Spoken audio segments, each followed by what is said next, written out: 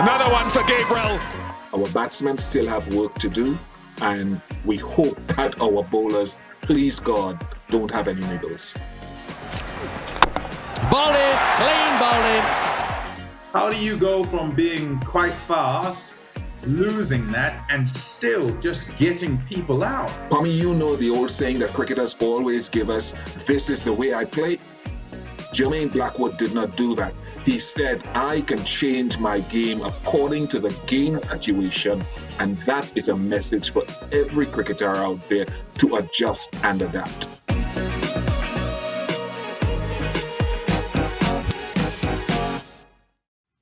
Hello and welcome to Cricket Inside Out. It's been a very big week. We wrapped up our first test, the return of cricket, the West Indies getting one over England.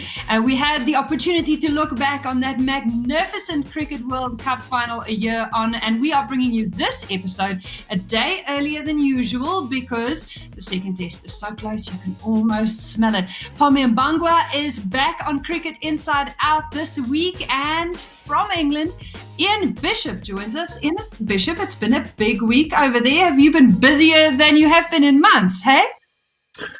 Hi, Elma. Hi, Pommie. Hello to our viewers.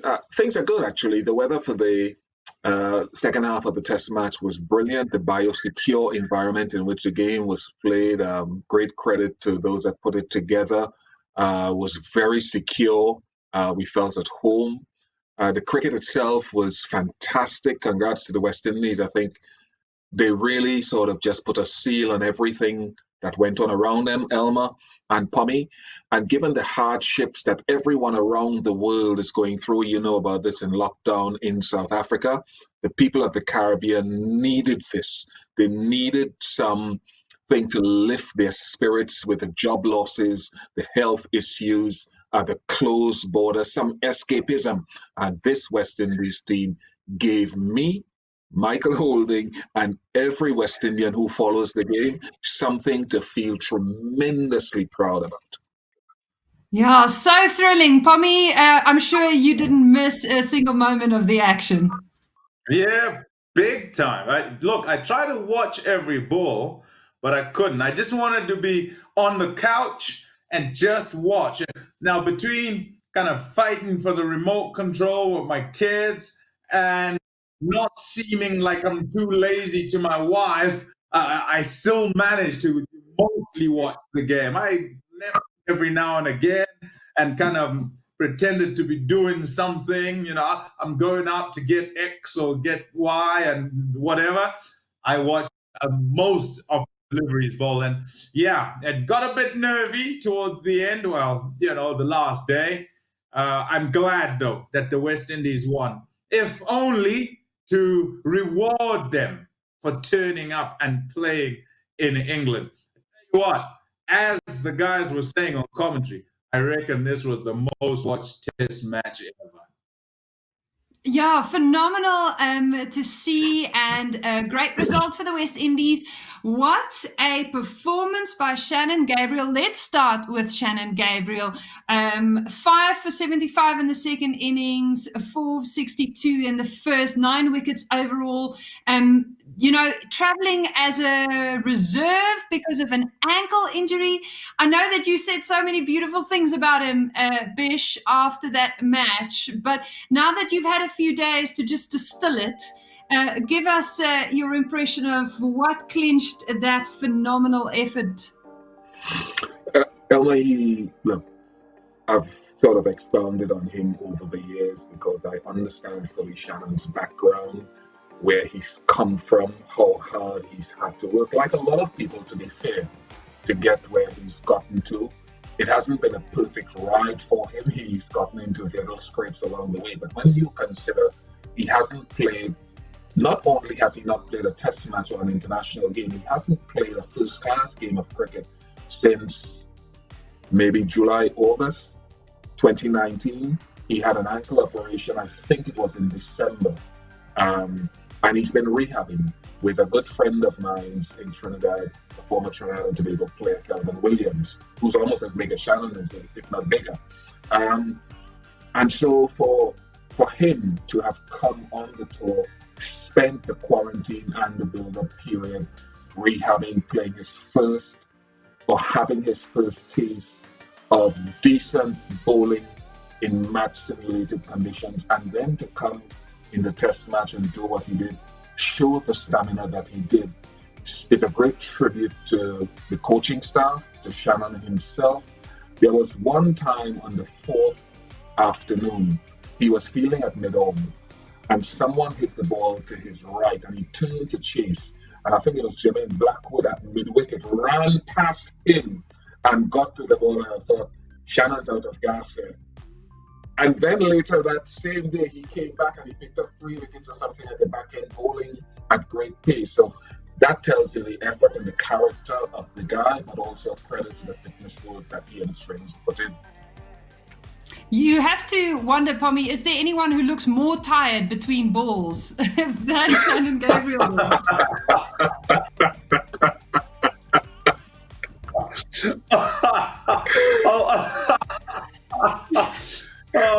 Do you know, let's say I laugh because every time I watch him bowl, I think he's just gonna break in 2 pieces. I genuinely do. Like I watch the effort that he puts in and the size of him. He's a big man, and it's no wonder that he was injured. And however, for years I've felt like that, and watching him he is a real weapon for the West Indies, and a trier. I think he has to be a trier to sort of get past what, absolutely no doubt in my mind, there is a pain barrier to go through for him. And with Bish relating the story of him running to the right and someone running past him, I remember watching the test match where he ran around, nobody around him, and he stopped the ball with his right foot. And I thought, oh, I don't want him having to do that too many times, because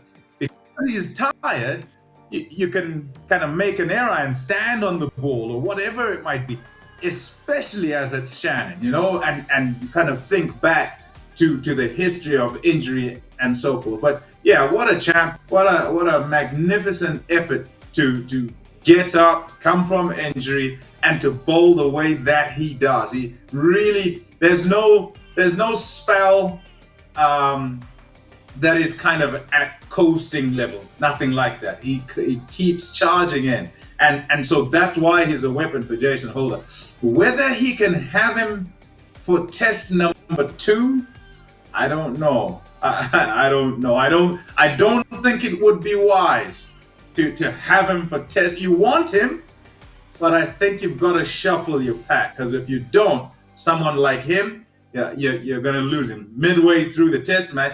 If England bat well, if they bat first, then you've got to go in the field after a tiring few days in Southampton.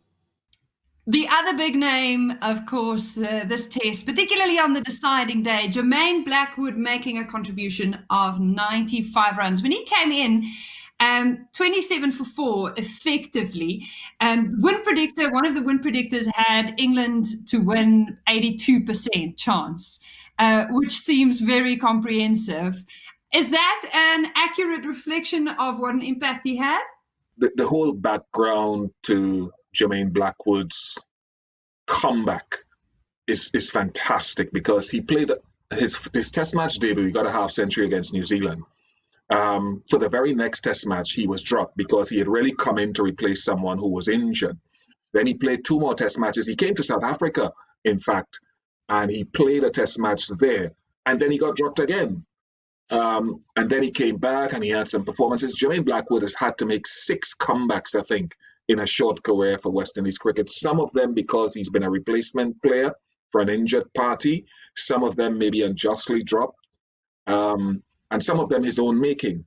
But the way that he changed his game in that second innings to be, he was 5 off 20 balls. That is un-Jermaine Blackwood-like. So he said coming into the series, when he dominated the first-class season in the Caribbean, over 700 runs, that he was prepared to spend time at the crease, to change his stripes, to do whatever is necessary to succeed. He's always said that his strength of mind would be his greatest asset, and he walked the talk. Because at 27 for 3 and John Campbell out injured, he could have just gone in and fired, particularly the way he was dismissed in the first innings. But here is a young man who showed that he was willing and had the ability to change his approach.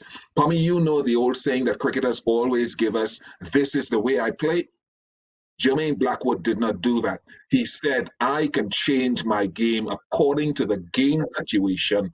And that is a message for every cricketer out there to adjust and adapt. We're crying all the time in the commentary boxes because it's to good players sometimes, where that excuse is used.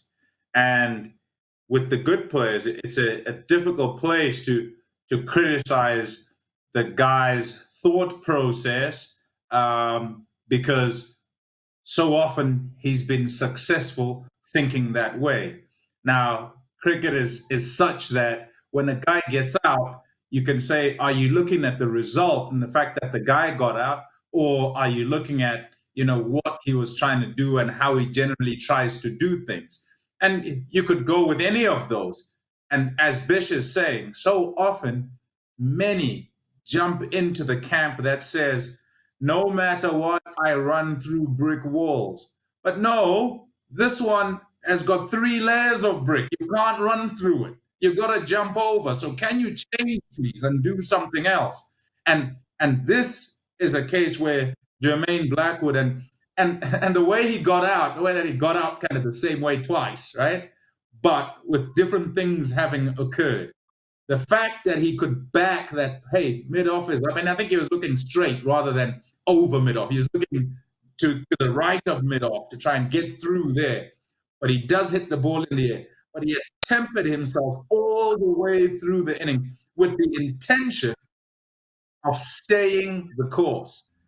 This test, of course, wasn't played in a vacuum, even though it was played in a biobubble. The Black Lives Matter movement, the powerful testimony shared by Michael Holding, these things made huge waves. Even outside of cricket, people sat up and took notice of this moment. It almost feels like you couldn't have scripted this any better. The result sets the series up beautifully. But it also, I think, was very powerful for a black captain, Jason Holder, to put on the kind of performance he did and to lead his team to a victory the way that they clinched it. What was the cultural significance, particularly of what Michael Holding said, Bish, particularly also back home in the Caribbean? What Michael said resonated far and wide. Even to movie stars, I got an understanding of that last night, that big Hollywood movie stars were watching at that clip and stuff like that. And I don't think anything else really needs to be said about to try to add what Michael and Ebony and everyone else said on that morning. It was perfectly set up because of the inclement weather to have the full playing and conversation around it. What I gleaned from it, and it resonated in the Caribbean, around the world, South Africa, everywhere. What I gleaned about it, and I've spoken to Michael about it as well, is that has put the exclamation mark on it. We now need to move from having another conversation to action. And when I got there eventually for play, what I wanted to say was, the time for talking is over, let's play ball. But I was reluctant to say, let's play ball now, which is important. And Jason Holder heard it. And there is no doubt, as someone said to me, that helped to spur the West Indies on during this test match and to show the world in the most profound way that it's not just about conversation, it's not just about seeking equality, but showing why equality needs to happen, because people of color, people who look differently from people of color, all have the same talents and are all gifted to make contributions to this world. So there is no doubt in my mind that what Michael has said personally has resonated beyond the borders and limitations of any country. And the ripples were definitely felt here in South Africa, Pommie. felt everywhere, as Ian is saying. It's quite simply a human issue. That's what it is. It's a human issue, and therefore it will touch absolutely every part of the world. And yeah, I agree with Bish to say there's not a whole lot more that needs to be said. It would be just repeating and rehashing. As far as I am concerned, respect. Everybody respect. Everybody respect everybody else. That's it. And the system must have everybody respect everybody else. And the system must respect color, whichever color it is, and whoever it is shouldn't matter. And that's and whatever the action is that gets us to that place is what must be done. It certainly has been powerful watching people share and taking the moment to share. Ian? Emma, if I may just add just briefly to this, I don't want this to be about tolerance, because people have used that word in the past to say, let's be tolerant of each other. Tolerant means that you're taking the time to just give space, but you're not really interested in what that person has to bring to you, but you're going to tolerate it, although it might annoy you. That's a terrible word. We're not talking about tolerance. We're talking, as Pommie said, respect. We're talking about accepting on equal terms what the other person brings to this discussion, discourse, and what they bring to life. So the other parts of that action, just quickly, is for administrators to start having all sorts of representation, businesses. And my policy going forward, as it has been for years with my kids, let me and my family and everyone I come into contact with, whatever creed or race, be the best version of ourselves.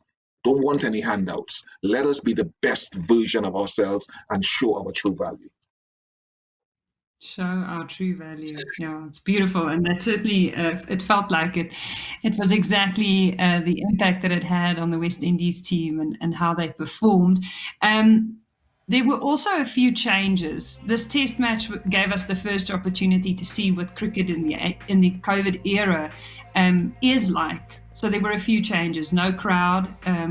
No support for the home team, although the conditions in the venue might have still proved an advantage, and no saliva being used, extra DRS reviews. Which of these had the biggest impact? Let's start with you, Pommie. I think that because of coming out of a period that didn't have cricket, there was sufficient motivation, a desire to play. There's a series on the line, you play for a country, of course, that it was enough of a distraction itself to not notice that there's nobody. And by not notice there's nobody there, I mean to not need the energy of the crowd to be there. I think there was enough steam for everybody. Now, you can throw in the Black Lives Matter issue, you can throw in whatever other things were around them. Now, COVID is one of those, right? And essentially, players that took to the field, they would have been high on all of that, and therefore would have been able to get up and keep going each time and muster whatever energies each time there was a requirement to do so. So I don't think you would see that now, as in Test Match 1. You would see it kind of Test Match 3, Test Match 5. If this becomes normal, you might have players that are sitting there going, yeah, this is not so great, because the issues are sort of going into the background. They become part of the norm. And then they might be standing at slip saying, oh, okay, this is not so great, playing in front of nobody. But currently, I think both sides have enough motivation and it's not going to affect them too much. As far as the playing is concerned, I think we saw that the ball will swing and can swing even if you don't put saliva on it. I think we saw that, and there was some efforts, I must say, to find sweat in every area by some to then shine the ball. But clearly, quite clearly, the ball's still Shaun and it's still Swan. And now the turnaround. Will this quick turnaround favor either one of the two teams, Bish? I think England's depth of experience in their bowling, for example, they have guys sitting on the bench who have international experience of high quality. So if there are any niggles from their point of view, they have adequate replacements. If I look on the West Indies side, and Pommie touched on Shannon, Gabriel, and maybe one or two of them picking up niggles, if they have to go into their bag of reserves, those reserves don't quite have, they have talent in O'Shane Thomas, in Shamar Holder, in a guy called Anderson Phillip from Trinidad and Tobago, Keon Harding in the reserves, but they have not played test match cricket. Some of them have not played international cricket. Joe Root is coming back. He brings with him world-class status. If John Campbell does not pass the fitness test, the West Indies may have to push an out-of-form Shea Hope to the top. There's Nkrumah Bonner in the reserves. He hasn't played test match cricket before. So depth in the squad favors England just a little bit more. And with Root coming back, that experience. So it's going to be a real fight for the West Indies to say our batsmen still have work to do. And we hope that our bowlers, please God, don't have any niggles. This takes us into our From the Fans segment where we open the floor to you, Vish. How do the West Indies players see Jason Holder as their captain? How much credit should go to Jason for bringing this West Indies team back to life? It is interesting because he's been very widely celebrated over the last week. It has felt like he's earned it. Well, Jason has earned the plaudits that have come his way. Remember, he took over, I think in 2015, he first became captain. And his numbers for a while weren't great. I think after his first 18 or 19 test matches, Elma and Pommie, he had 26 wickets and 40. Let's not talk about his batting. And then the chairman of selectors then said to him going to the UAE to play against Pakistan, mate, you've got to get your numbers up because this isn't what we want the captain to be averaging. And Jason said, coincidentally, at that point on that UAE tour, I'm going to put aside all the things that go on off the field and I'm just going to focus on my cricket. And since then, Jason has gotten maybe 75% of the wickets that he has now in about 20 or 21 test matches. So he lifted his game. He speaks well with the bowlers. He says the right things to them. Anybody that asks me anything about West Indies bowling going into a game, I can tell you approximately how good I think they'll be, and they've been brilliant. You ask me about the batting, Elma, my heart flutters. So I'm not quite sure about the batting. Jason, one thing that sums it up, Mel Jones asked him, I think last year, sometimes you need to light a fire under some of your players. He said, I don't fight fire with fire. I fight fire with water. I tell you what, the one thing that I've seen change in Jason Holder over the years since taking over the captaincy is a calm belonging and authoritativeness. Is that a word? I've just created one. If it's not. Okay. And why I say that is because I remember Jason Holder, the young captain, the captain who probably felt he shouldn't be captain, but had accepted the job because he wanted the job and because they'd offered him the job, right?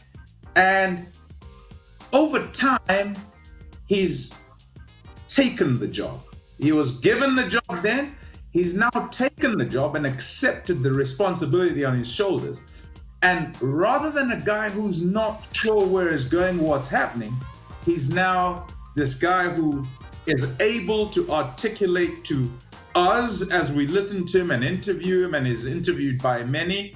And also, it seems, to his team, even when things are not going so well, he'll be able to tell you what's happened, why he thinks it's happened, and has a plan how he's going to change it. I don't think it's coincidence that there's this good man and good coach in that dressing room, because he too is a calm presence, a people guy rather than a players guy, if you know what I mean. So you're not a cricketer, you're a person who plays cricket, to Phil Simmons. And so he gets in touch with the person. And I think he's got in touch with the person, Jason Holder, and in turn, they together have got in touch with their people, the players that play the game for the West Indies. And they're able, whether it's in losses or in wins, to kind of appreciate what they're trying to do and how they're trying to do it and accept what the outcomes will be. It's a happy camp. You can see it's a happy camp. Yeah, you can't fake that. They definitely have a great chemistry about them at the moment.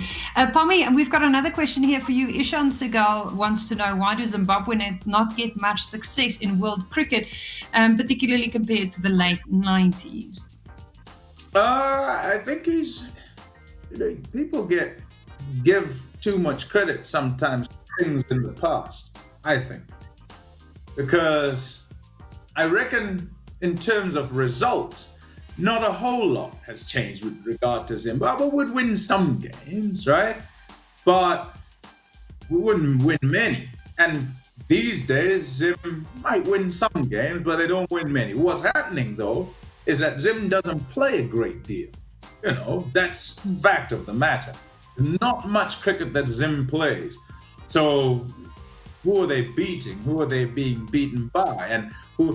And if you play once every now and again, well, you're not going to get into any sort of flow, are you?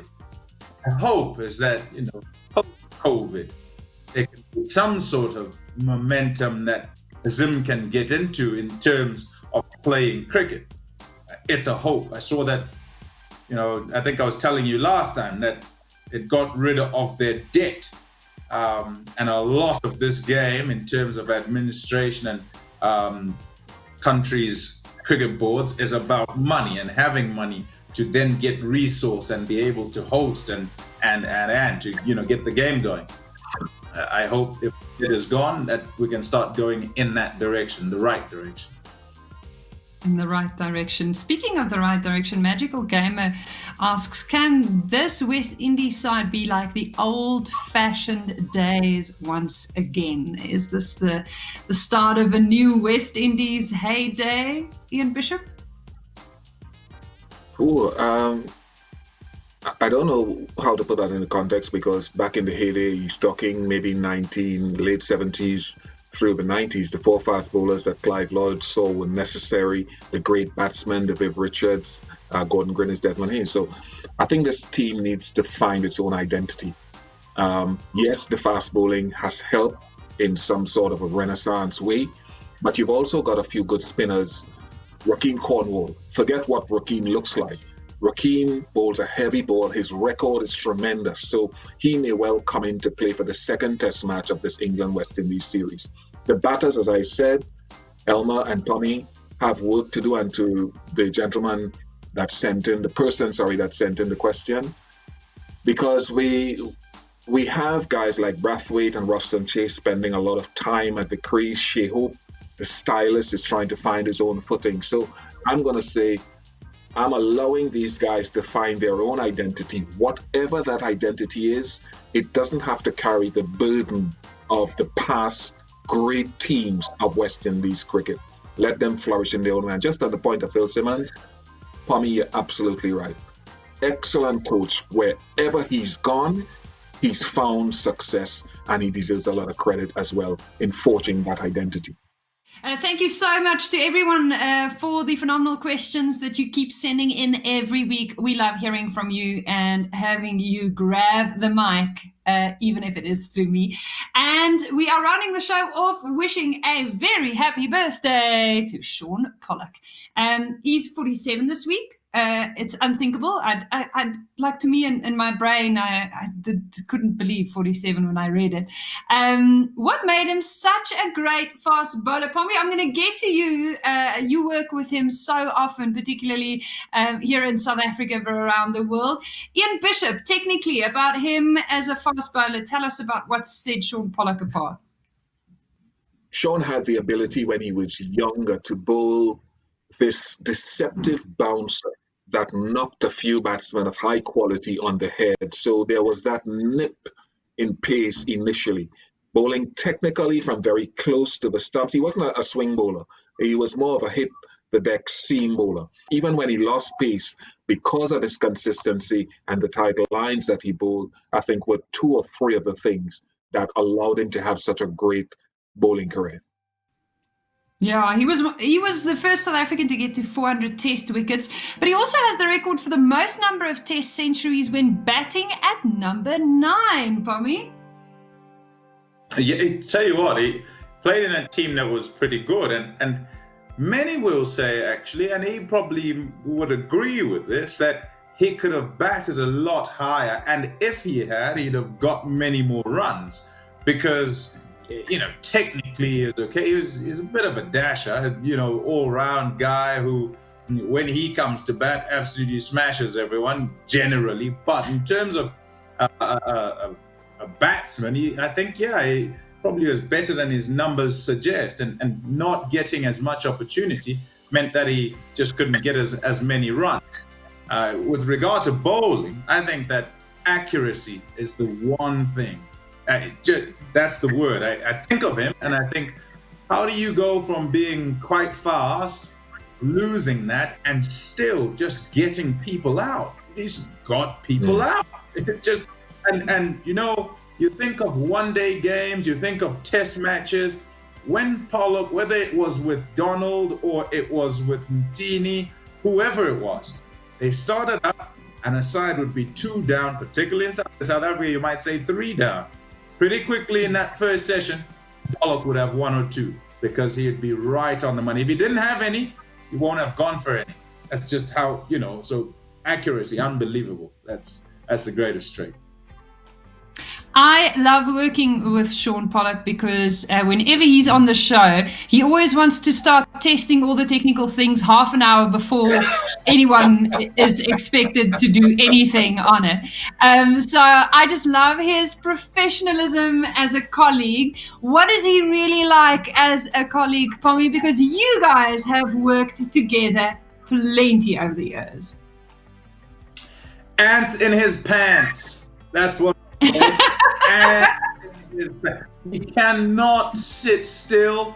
It takes absolutely nothing for him to get bored. If he misses a commentary stint, as in, like, you know, you'll have a stint here, half an hour, and then you get a bit of a rest. And if it was possible, he would do half an hour on, half an hour off, half an hour on, the whole day. Because when he sits there and has, say, an hour, an extended rest, an hour off, just pulling pranks on people, wants to, can we play this over there? He just cannot sit still. I wonder, with age, if that changes. I wonder. We'll see. It hasn't changed yet. No. No, not yet. Not yet. I don't know. You never know. This year has been long. Very long. For Shaun, I really have a lot of time for Shaun for many reasons, but I'll just say this one thing. I love talking the game. Pommie knows that we talk a lot of cricket amongst ourselves, and we talk a lot about life amongst ourselves, Pommie and I. So we share those similarities. But with Shaun, Shaun always has a view on fast bowling or on bowling generally, on the mechanics, on the technical issues, and that intrigues and sort of invigorates my life when I'm watching cricket. And Shaun will always come over and say, Bish, what do you think about this? What do you think about that? And we strike up a conversation in and around these things all the time. So I love that I found a buddy where throughout the entirety of a day or flight, we can talk about bowling and how to get it better. Sometimes a lot of his views may seem different to other people, but I take it in. And for those things, I really love the amicability and the amiableness of Shaun to just strike up conversations and be very pleasant about it. Yeah, the two of you nerd hard when it comes to cricket.